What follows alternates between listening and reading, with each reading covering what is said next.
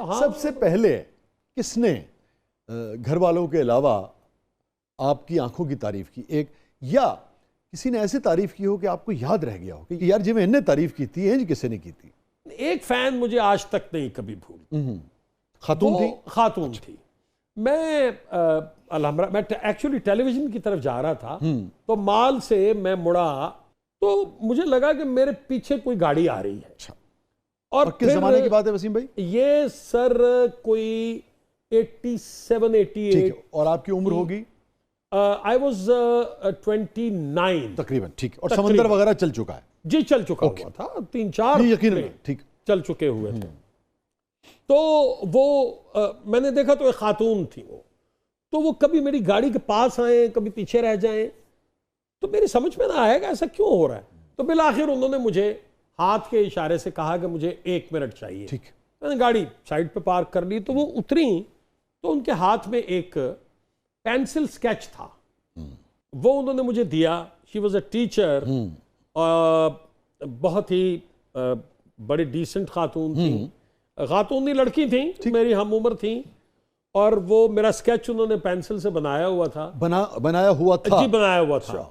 और उसके नीचे लिखा हुआ था आपकी आंखों के नाम। अरे वाह।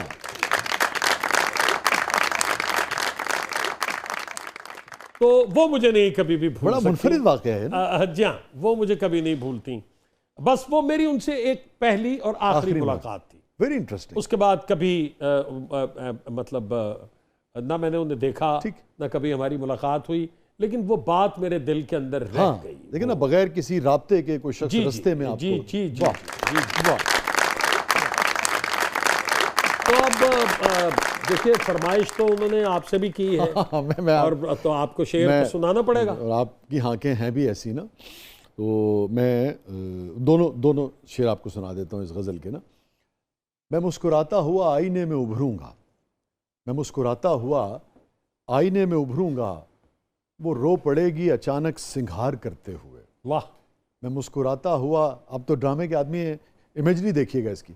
मैं मुस्कुराता हुआ आईने में उभरूंगा, वो रो पड़ेगी अचानक सिंगार करते हुए। वो कह रही थी समंदर नहीं है आंखें हैं, या वो कह रहा था समंदर नहीं है आंखें हैं, मैं उनमें डूब गया एतबार करते हुए। वाह वाह वाह। शुक्रिया। एक शेर और है, आप अदब से लगाव रखते हैं, लुत्फ लेंगे कि तुम्हें खबर ही नहीं है कि कोई टूट गया। वाह। तुम्हें खबर ही नहीं है कि कोई टूट गया, कोई टूट गया, मोहब्बतों को बहुत पायदार करते हो। वाह वाह वाह वाह। जी वसीम अब्बास साहब, आपके वालिद अनायत हुसैन भट्टी साहब बहुत अच्छा गाते थे। उनका कोई गाना जो आपको बहुत पसंद हो या उन्हें बहुत पसंद था, प्लीज़ वो गा के सुनाएं। वसीम भाई, उससे पहले मेरी दरख्वास्त है कि कमसिन वसीम अब्बास और उनके वालिद अनायत हुसैन भट्टी साहब की कोई बात आपको अपने वालिद की याद आती? मैं आपको अभी पहले तो हाल ही की एक बात ज़रूर बताना चाहूँगा कि जब मैं बीमार हुआ, अभी पिछले मैंने बताया कि मैं कुछ अरसा अपनी सर्जरी के बाद मैं बेड पे था, तो मेरे वालिद मुझे बहुत याद आते हैं, वैसे ही बहुत ही ज़्यादा याद आते हैं, इसलिए कि उन्होंने इतनी शफकत की हुई है, इस कदर मोहब्बत की हुई है कि मैं 2 दिन फूट फूट के बच्चों की तरह रोता रहा। मेरी बहनें फ़ोन करें, मेरे भाई साहब आ गए जो मेरे साथ वाले घर में रहते हैं, और मेरे से चुप ही ना हुआ जाए, क्योंकि मैं ये सोचता था कि अगर इस वक्त वो होते तो मैं उनकी मिन्नतें भी अगर कर रहा होता कि आप जाएं अपने कमरे में जाके आराम करें, तो वो किसी ना किसी बहाने मेरे पास ही बैठे रहते, वो ना उठते।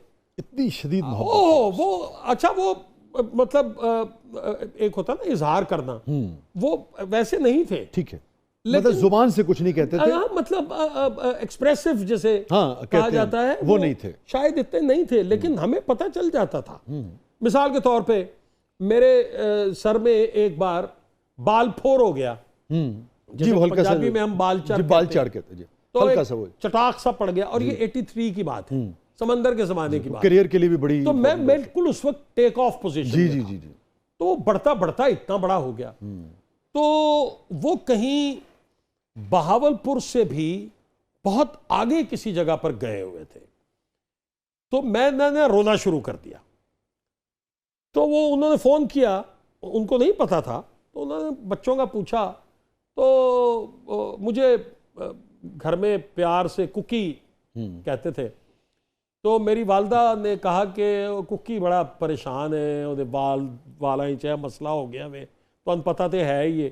ਤੇ ਉਹ ਤੇ ਰੋਂਦਾ ਸੀ ਪਿਆ ਤੇ ਮੇਰਾ ਦਿਲ ਬੜਾ ਬੁਰਾ ਹੋਇਆ ਹੈ। फ़ोन बंद हो गया। अरे सुबह मेरे वालिद साहब आ गए और उनके हाथ में एक दवाई थी।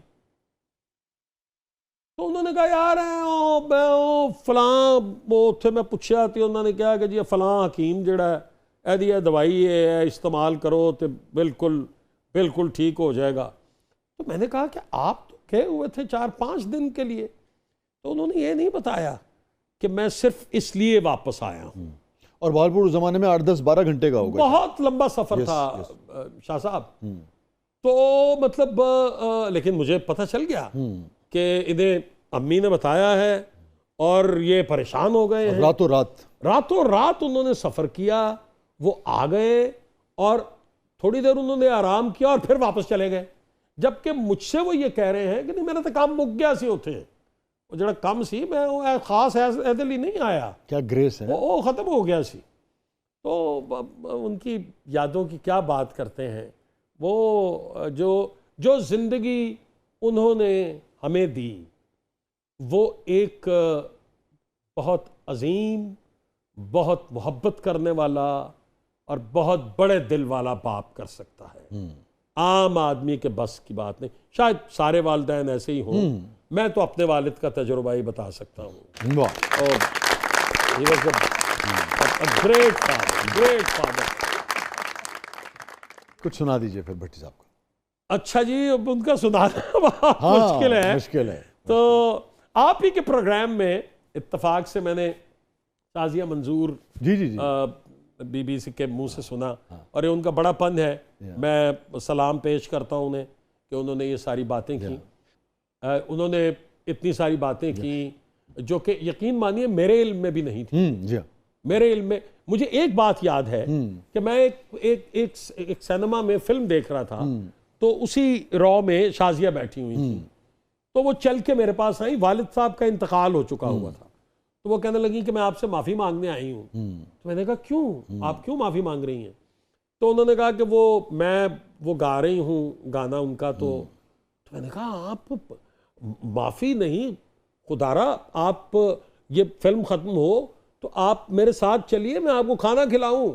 मैं तो आपका शुक्रगुजार हूं कि आपने जिंदा रखा हुआ है। वाह वाह। तो वही थोड़ा सा गुनगुना देता। क्या कहने।